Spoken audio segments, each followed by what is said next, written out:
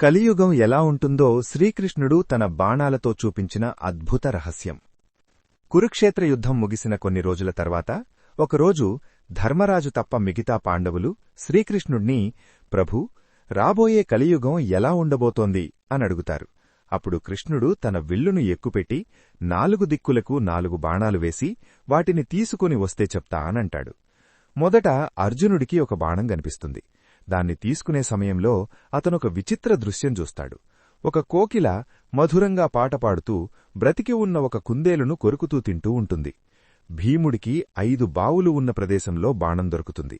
4 బావులు నిండుగా నీళ్లతో కళకళలాడుతుంటాయి.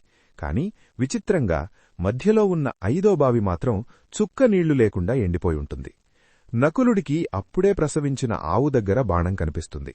ఆ ఆవు తన దూడను ప్రేమగా నాలుకతో నాకుతూ ఉంటుంది.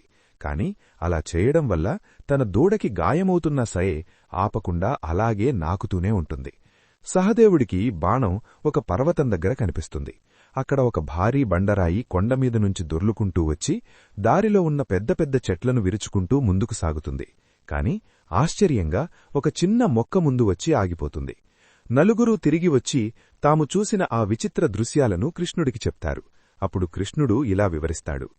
కలియుగంలో మధురమైన మాటలు, మధురమైన గానంతో మతాన్ని బోధించే కొందరు భక్తుల కష్టార్జికాన్ని పొడుచుకు తింటారు, సరిగ్గా కోకిల కుందేలను తిన్నట్లు.